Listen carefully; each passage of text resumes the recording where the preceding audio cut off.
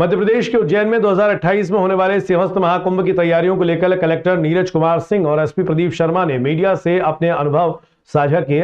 उन्होंने बताया कि मुख्यमंत्री डॉक्टर मोहन यादव के निर्देश पर वे प्रयागराज कुंभ का दौरा करने पहुंचे थे, जहां उन्होंने प्रयागराज महाकुंभ की व्यवस्थाओं का जायजा लिया।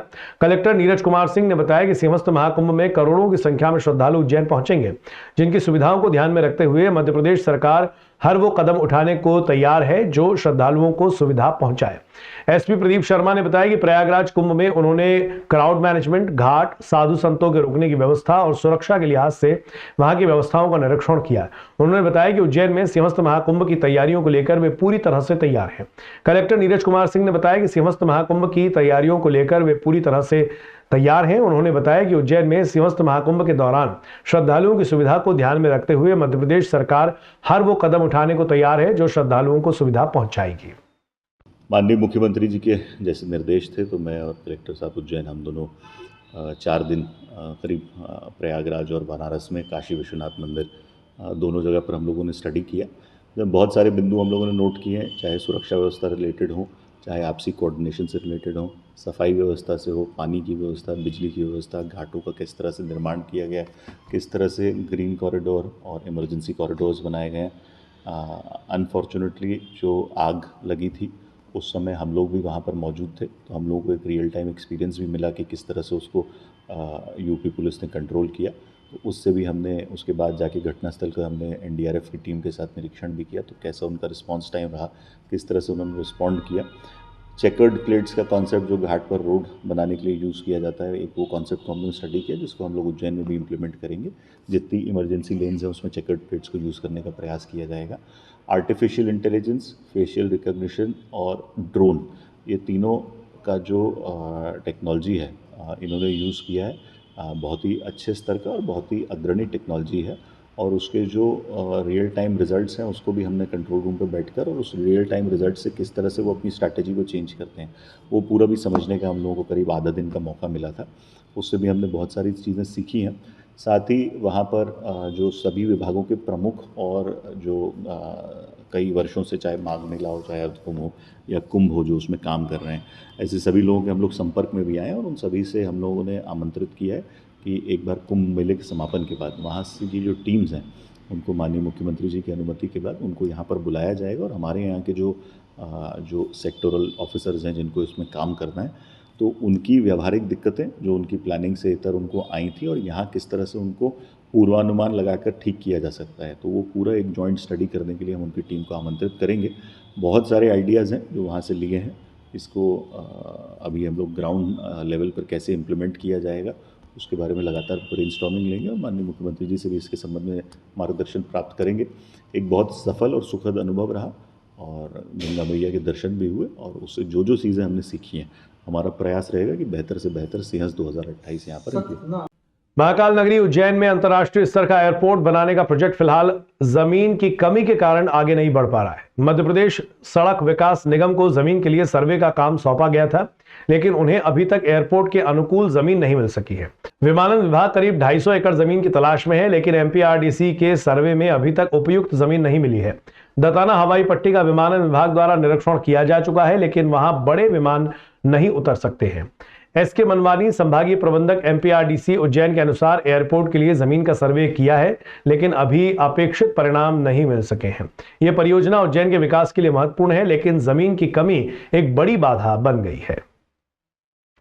नहीं, इसमें तो अभी कुछ भी नहीं हुई है, प्रक्रिया जो है प्रारंभिक जो स्तर पे है जी। दीपाबाई हत्याकांड में परिजनों ने एक बार फिर पत्रकार वार्ता आयोजित की और पुलिस की कार्रवाई पर सवाल उठाए। दीपाबाई की बेटी और भाई ने बताया कि पुलिस ने आरोपियों से मोटी रकम लेकर हत्या की तारीख बदल दी और मृतक महिला को चलता फिरता बता दिया।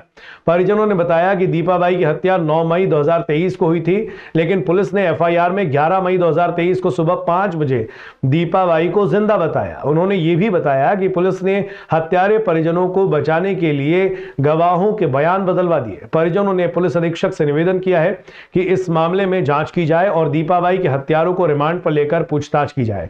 उन्होंने यह भी मांग की कि तत्कालीन नरवर थाना प्रभारी संजय मंडलोई पर आपराधिक प्रकरण दर्ज किया जाए। लगभग 20 महीने पहले मेरी मम्मी की हत्या हुई थी और बहुत ही जघन्य हत्या हुई थी। उसमें घर के सब लोग शामिल थे, मेरे दादा दादी, पापा, मेरे भाई, मेरे चाचा, सब लोग शामिल थे। लेकिन पुलिस ने केवल एक पे कार्रवाई की है और घर में 3 दिन तक लाश छुपा के रखी सर। और पीएम रिपोर्ट में भी आया है कि लाश 48 से 72 घंटे पुरानी है। फिर भी पुलिस ने ऐसी लापरवाही की है कि हत्या का समय बदल दिया और पूरी कहानी केवल 24 घंटे में ख़त्म कर दी। क्या चाहते हैं आप लोग? के लिए सर हमारी ये मांग है कि फिर से पुलिस जांच शुरू की जाए और सभी अपराधियों पे केस दर्ज किया जाए और जो थाना प्रभारी महोदय थे जिन्होंने लापरवाही की है इस जांच में, संजय मंडलोई जी, उन पर आपराधिक प्रकरण दर्ज किया जाए। सर पालखंडा गांव और थाना नरवर लगता है। उज्जैन में गाड़ियों से बैटरी चोरी की घटनाएं बढ़ती जा रही हैं और चोरों ने अब एक नया तरीका अपना लिया है।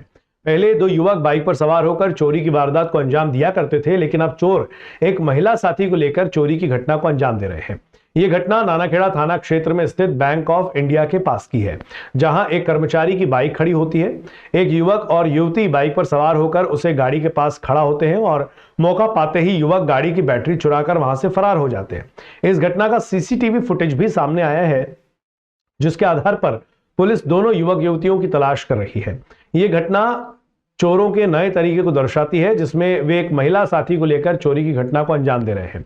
इससे यह स्पष्ट होता है कि चोर अब नए तरीकों का इस्तेमाल कर रहे हैं और लोगों को सावधान रहने की आवश्यकता है। उज्जैन की लहसुन मंडी में एक बड़ी चोरी की घटना सामने आई है, जहां एक व्यक्ति ने शराब के नशे में 50 किलो की लहसुन की बोरी चोरी करके मंडी गेट से बाहर ले गया। इस घटना ने मंडी में किसानों के बीच आक्रोश फैला दिया है। मंडी गेट पर मौजूद गार्ड ने उसे रोकने की कोशिश नहीं की, जिससे किसानों में गुस्सा फैल गया। किसानों ने मंडी में हंगामा शुरू कर दिया और सभी मंडी कर्मचारियों को हटाने की मांग की। मंडी में आए दिन किसानों के साथ ठगी की घटनाएं हो रही हैं, जिसमें मंडी के कर्मचारी भी मिले हुए हैं। यह घटना मंडी प्रशासन की लापरवाही और भ्रष्टाचार को उजागर करती है। किसानों ने मांग की है कि मंडी प्रशासन को तुरंत कार्रवाई करनी चाहिए और मंडी में सुरक्षा व्यवस्था को मजबूत करना चाहिए।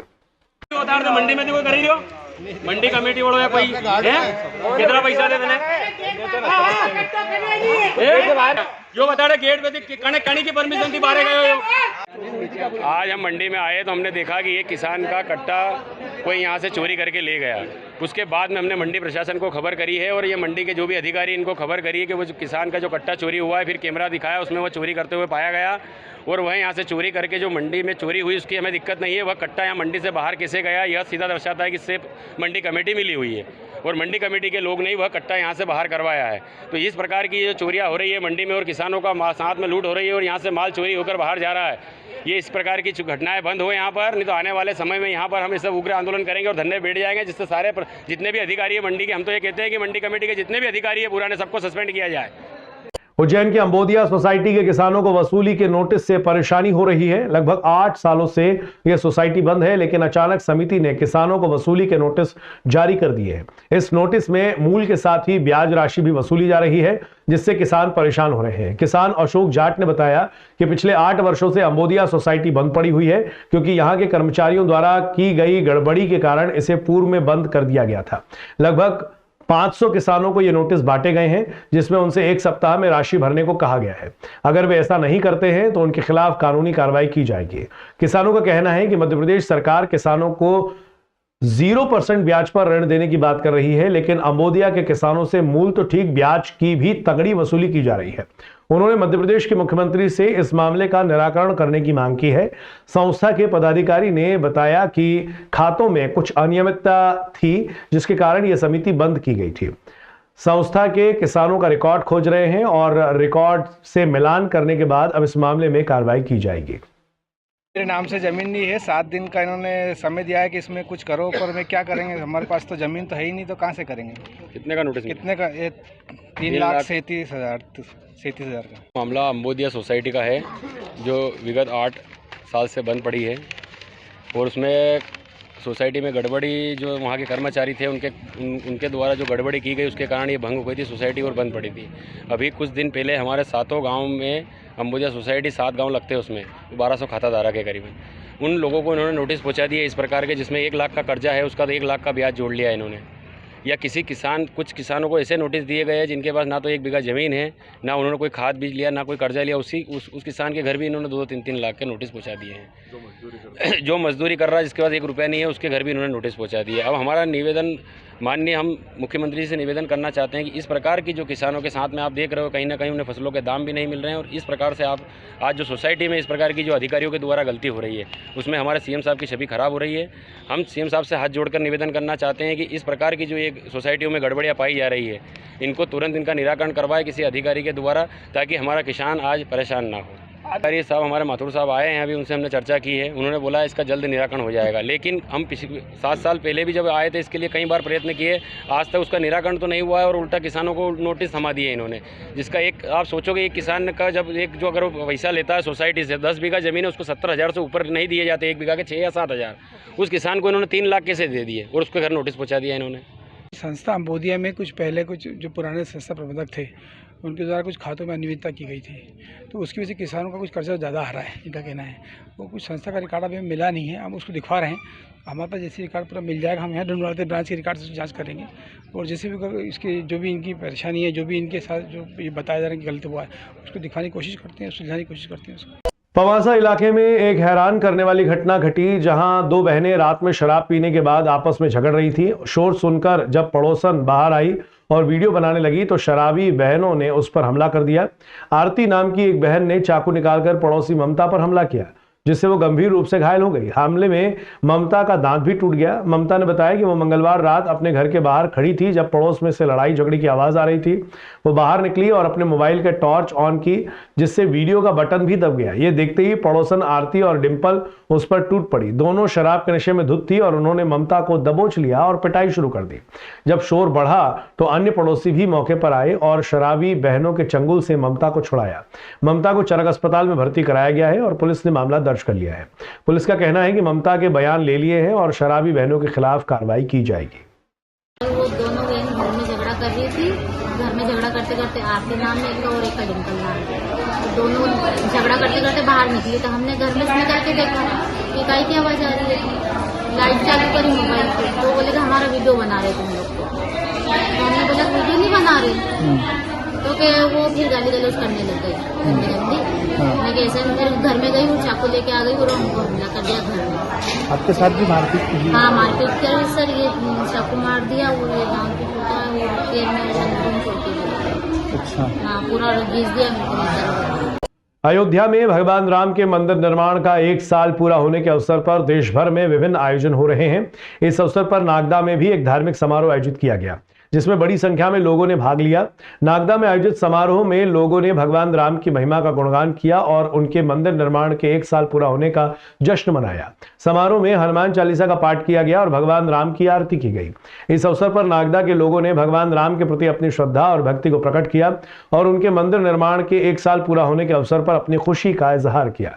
देश भर में आयोजित आयोजनों में लोगों ने भगवान राम की महिमा का गुणगान किया और उनके मंदिर निर्माण के 1 साल पूरा होने का जश्न मनाया। यह आयोजन भगवान राम के प्रति लोगों की श्रद्धा और भक्ति को प्रकट करने का एक अवसर था। हमारे पुराणों के अंदर जितनी बातें लिखी है वो शाश्वत सत्य है। बाबा तुलसी ने लिखा, चारों जुग प्रताप तुम्हारा है पर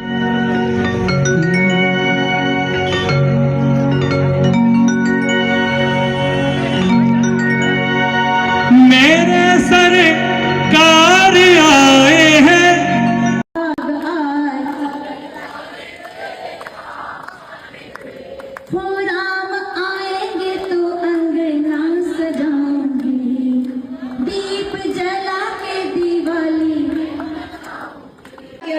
श्री राम मंदिर नहीं बना है, अयोध्या के अंदर राष्ट्र मंदिर बना है, जो राष्ट्र को मंदिर बनाने की प्रेरणा देता है। रामचरितमानस अयोध्या कांड 73वां दोहा दूसरी चौपाई, अवदत्त हाँ जह राम निवासु। आज मैं समझ सकती हूँ कि 22 जनवरी को एक क्रांति आई है भारतवर्ष के अंदर, जो आज नागदा के एक चौराहे पर जन जन के मन में नजर आ रहे हैं, उन्हीं को श्री राम कहते हैं। श्री वल्लभ मंडल उज्जैन द्वारा प्रथम वर्ल्ड रिकॉर्ड जगत गुरु वल्लभ संप्रदाय आचार्य डॉक्टर गोस्वामी श्री ब्रजोत्सव जी का केशर स्नान वैष्णवों द्वारा एक साथ कर वर्ल्ड रिकॉर्ड बनाया गया। मीडिया प्रभारी दीपक राजवानी ने बताया कि जिसमें श्री वल्लभ वैष्णव मंडल अध्यक्ष राजेंद्र शाह एवं संस्थापक संयोजक विठल नागर के साथ महिला मंडल अध्यक्ष हेतल शाह के मुख्य संयोजन में हुआ तथा एक और वर्ल्ड रिकॉर्ड युवा आचार्य गीता तत्व मर्मज्ञ को बाल्यकाल से ही विश्व भर में सनातन धर्म वैदिक धर्म का प्रचार करने पर गीता तत्व मर्मज्ञ सम्मान से सम्मानित किया गया। Golden Book of world record में गोस्वामी उमंग राय जी ब्रजेश्वर जी द्वारा वैष्णव जनों को महाप्रसाद वितरण कर उत्सव मनाया गया, जो कि श्री वल्लभ वैष्णव युवा मंडल के अध्यक्ष विशाल नीमा, वैष्णव मंडल के सचिव आनंद पुरोहित तथा मीडिया प्रभारी दीपक राजवानी के मुख्य संयोजन में हुआ।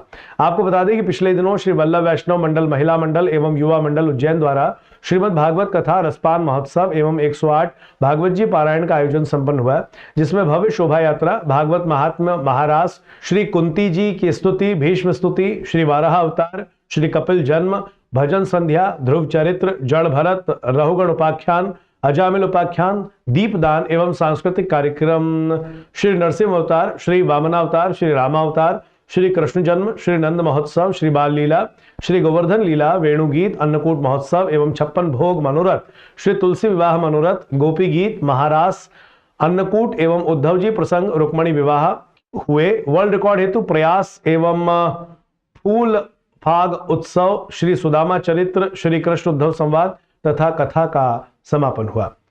ये दोनों वर्ल्ड रिकॉर्ड बनने पर श्री वल्लभ वैष्णव मंडल के संस्थापक संयोजक श्री विठल नागर, अध्यक्ष राजेंद्र शाह, कोषाध्यक्ष जयेश श्रॉफ, सचिव आनंद पुरोहित, श्री वल्लभ वैष्णव युवा मंडल के अध्यक्ष विशाल नीमा, कोषाध्यक्ष अमर दिसावल, सचिव अमित नागर, श्री वल्लभ वैष्णव महिला मंडल के समन्वयक राजश्री दिसावल, पारुल शाह, अध्यक्ष हेतल शाह, कोषाध्यक्ष वर्तिका नागर, सचिव नुपुर नीमा, कार्यक्रम संयोजक शैलेंद्र राठी, हरि सिंह यादव, पवन गोयल, सुभाष सोनी, मनोज खंडेलवाल, मनीष नागर का विशेष सहयोग रहा।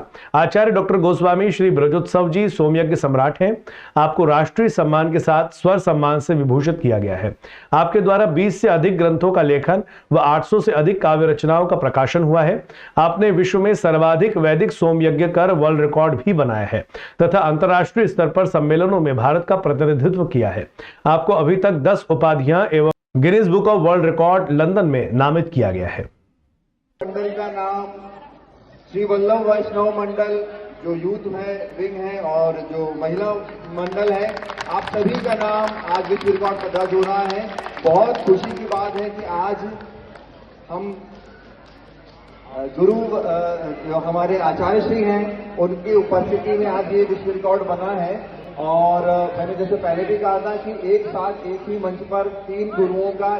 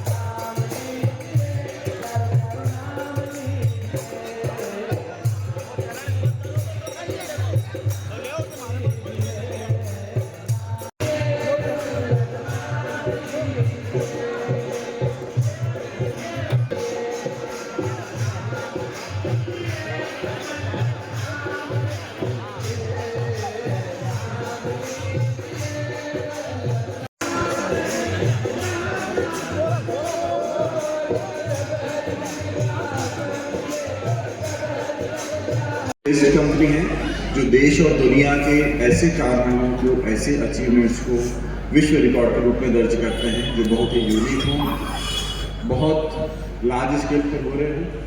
जगत गुरु वल्लभ संप्रदाय आचार्य सोमयज्ञ सम्राट डॉक्टर गोस्वामी श्री ब्रजेश्वर महाराज श्री के चरणों में आज आप जो केसर के जल से उनका पाद प्रक्षालन करने वाले हैं, उसको एक विश्व रिकॉर्ड के रूप में दर्ज किया जाएगा। इसी के साथ साथ में गीता तत्व मर्म के आचार्य गोस्वामी श्री उमंग ब्रजेश्वर जी महाराज श्री आपको सभी को प्रसाद भी भेंट करेंगे और साथ ही साथ में अपना आशीर्वाद भी देंगे। यह भी एक विश्व रिकॉर्ड में दर्ज किया जाएगा। This is doctor Manish Vishnoi. I am Asia head Golden Book of World Records. आज उज्जैन की पावन नगरी में एक नहीं बल्कि दो विश्व रिकॉर्ड बनाए गए हैं श्री वैष्णव मंडल के द्वारा और श्री वैष्णव महिला एवं युवा मंडल के द्वारा इन विश्व रिकॉर्ड को बनाया गया है।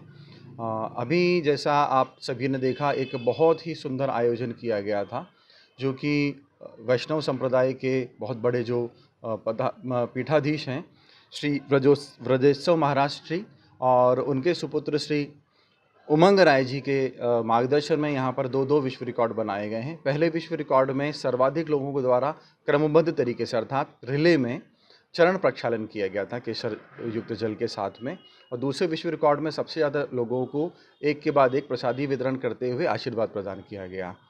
इसमें बहुत सारे क्राइटेरियाज थे जो आयोजक समिति थी उनको सारी चीज़ें बताई थी, और उसमें राजेंद्र शाह जी को पूरा डिटेल में जब बताया गया तो किस तरीके से एग्जीक्यूशन करना है, कैसे वीडियोग्राफी होना है, उन सभी को बहुत अच्छे तरीके से पैरामीटर्स को यहाँ पर फॉलो किया गया। मिनिमम टारगेट जो हमने उनको 1000 लोगों का दिया था, उससे बहुत ज़्यादा संख्या में अराउंड 1500 से ज़्यादा लोगों ने इसमें भाग लिया, और आज golden Book of World records का ऑफिशियल सर्टिफिकेट इसके लिए दिया गया है। प्रोविजनल सर्टिफिकेट फिलहाल दे दिया गया है, एग्जैक्ट नंबर के साथ फाइनल सर्टिफिकेट बहुत जल्दी इशू किया जाएगा। धन्यवाद। श्री वल्लभ वैष्णव मंडल, महिला मंडल एवं युवा मंडल द्वारा आयोजित श्रीमद् भागवत रसपान महोत्सव अष्टोत्तर शत पारायण में एक अनूठा अनुपम अद्वितीय दिवस रहा, जिसमें वैष्णव ने अपने भाव भक्ति का एक भव्य प्रदर्शन किया, गुरु भक्ति का एक आत्मीय दर्शन यहाँ करने को मिला, और उसके फलस्वरूप गोल्डन बुक ऑफ रिकॉर्ड में हमारा नाम एवं हमारे चिरंजीव सुपुत्र गीता ज्ञान वेत्ता युवा आचार्य गोस्वामी श्री उमंग राय जी का नाम दर्ज किया गया गोल्डन बुक ऑफ रिकॉर्ड में। टीम यहाँ पर उपस्थित है। मैं बहुत आनंदित हूँ और आभारी हूँ सभी वैष्णव जनों का और golden Book of record team का कि उन्होंने इसके लिए हमारा चयन किया, वैष्णव ने हमारा चयन किया, और श्रीमद् भागवत का यह रसपान जो चल रहा है यह बहुत ही निश्चित ही सबके हृदय में भक्ति भाव उत्पन्न करेगा, और हम बहुत आनंदित हैं। हमने भी नहीं सोचा था इतने वैष्णव भागवत श्रवण करने पधारेंगे और गुरु पूजन करने के लिए यहाँ पर उपस्थित होंगे। प्रभुमय अंतःकरण से हम सभी को बहुत बहुत मंगल आशीर्वाद देते हैं। सभी के जीवन में आनंद की और कृपा की वर्षा हो। रतलाम जिले के धड़ार के भाटी बड़ौदिया ग्राम में एक नवविवाहिता की संदिग्ध मौत हो गई। महिला ने घर में ही फांसी लगाकर आत्महत्या कर ली। पुलिस ने मामला दर्ज कर जांच शुरू कर दी है। मृतक महिला का नाम अल्फिया था, जो कि 22 वर्ष की थी। उसका विवाह 1 साल पहले हुआ था और उसका 2 महीने का एक बच्चा भी है। परिजनों ने आरोप लगाया है कि अल्फिया का पति मोइनुद्दीन उसे आए दिन परेशान करता था और उसके साथ जुर्म करता था। पुलिस ने बताया कि मामला नवविवाहिता से जुड़ा होने के कारण तहसीलदार की मौजूदगी में पोस्टमार्टम कराया गया। मायके पक्ष के बयानों के आधार पर आगे की कार्रवाई तय की जाएगी। पुलिस मर्ग कायम कर जांच में जुट गई है। घटनास्थल से अल्फिया का मोबाइल सहित अन्य चीजें जब्त की गई हैं। मौके पर फॉरेंसिक टीम भी अपने काम में लग गई है। जांच में मिले तथ्यों के आधार पर पता चल सकेगा कि हत्या है या आत्महत्या। इस मामले में बेलपांग थाना प्रभारी अयूब खान ने बताया कि मृतका के परिजनों ने ससुराल पक्ष पर आरोप लगाया है, लेकिन अभी तक कोई ठोस सबूत नहीं मिला है। पुलिस जांच में जुट गई है और जल्द ही सच्चाई सामने आएगी। मैंने दराड़ गांव में शादी करी थी, अभी 12-13 महीने हुए हैं। एक लड़का भी उसका 2-2.5 महीने का, और इन घर वालों ने इसकी जो भाभी है, जिठानी है, बड़ी जिठानी, इसने क्या करा कि इसके जो हमारी छोरी थी भांजी, उसके आदमी के और इनके संबंध थे और उस लड़की ने पकड़ लिया इनको। तो पकड़ने के बाद में इन्होंने उसको पूरे घर वालों ने मिलकर मार दी और उन्होंने कहा पापा आ जाओ मुझे ले जाओ, हमारी बात ही चल रही थी और इतनी दिन में मार दी इन्होंने। मैं अल्फिया का पापा मोहम्मद इम्तियाज़ बोल रहा हूँ जी। मेरे की लड़की को गवाई ने और उसकी जेठानी ने मतलब देवर भाभी ने नाजायज संबंध के कारण के और इन 2-4 जने जो भी उनके पास में थे उनने मिल के फ़ोन मार दिया और फ़ोन लड़के का फ़ोन आया मतलब 4:30 बजे। बोलने लगी पापा मेरे को लेने आ जाओ, नहीं तो ये लोग मार देंगे। मैंने बेटा मेरे को 2 घंटे का टाइम दे दे, मैं लेने आ रही हूँ। उस बीच में इसने फ़ोन छीन लिया इसने और उस बीच में इस लड़के को मार के और अंदर कमरे में फांसी पर लटका। एक अल्फिया, उसके पति का नाम मोइनुद्दीन है, ये धराड़ में भाटी बड़ौदिया रोड पे रहते हैं और कल उसके द्वारा फांसी लगाने की हमको सूचना प्राप्त हुई थी यहाँ से तहरीर CH रतलाम से और PM आज हमारे द्वारा करवाया गया है। क्योंकि नवविवाहिता थी तो जो PM की कार्रवाई हुई है वो तहसीलदार साहब के द्वारा की गई है। इसमें हम जांच कर रहे हैं। हमारे द्वारा हमारी फॉरेंसिक टीम और वरिष्ठ अधिकारियों द्वारा मौके का मुआयना किया गया है। जो संबंधित चीज़ें थी वहाँ से वो भी की गई है, जब्त भी की गई है। मृतिका का फ़ोन भी हमारे पास में जिसकी भी जाँच की जा रही है। चूँकि मृतिका नवविवाहिता थी, इसके संबंध में उच्च अधिकारी द्वारा जाँच की जाएगी जो भी प्रक्रिया में है।